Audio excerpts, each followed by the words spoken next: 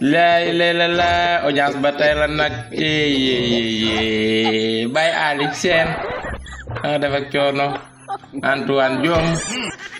mbaa kenn yabu la yaa ngi am jàmm Baye Antoine guddal fan yow mi nekk ci projet bi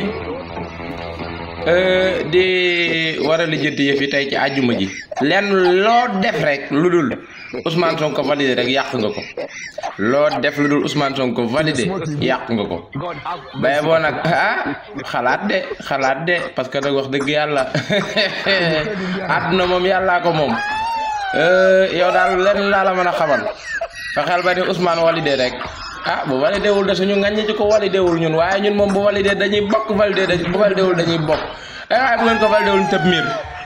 baye ba nga fexe noo ko validé nag parce que boo ko validé wul ñun dañuy tëb miir point beneen bi topp nag man newoon naa waaye bàyyi xuuxaan baranko man noonu naa xuuxaan baranko moom dañ koy interdit réew mi xuuxaan baranko bi daa mel daa jël vol de waaye no samba sénégalais daal daa aay ci moromu sénégalais rek nit ku ñuul a aay ci nit ku ñuul waaye nit ku ñuul ak nit ku weex bu dara desul lu droit ki loi dañuy xam ne ñun xamuñu droit xamuñu loi tubaab bu dee bu ñu njëkkee dugg àjjana ñun ñëpp dañuy xaar bu ñu tubaab bi nii bu ñu njëkkee dugg àjjana nii dañuy xaar ba tubaab bi jeex ñu soog a dugg de loolu jaaxal na ma trop Branco bàyyi xuuxaan Branco rangal fekk coono bu fekkee da ngay ñëw soyez bienvenu bu fekkee ñëwee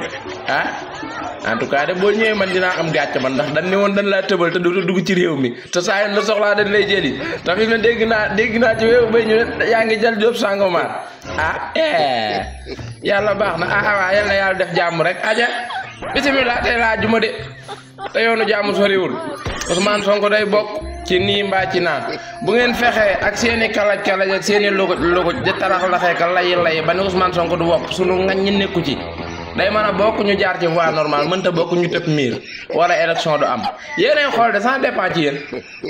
yéenay xool de sànniwun xeer xeexuñu nag wootewun violence non à la violence waaye nag day bokk mënul bokk ñu arrêté élection yi jusqu'à nouvel ordre ok à bientôt inchallah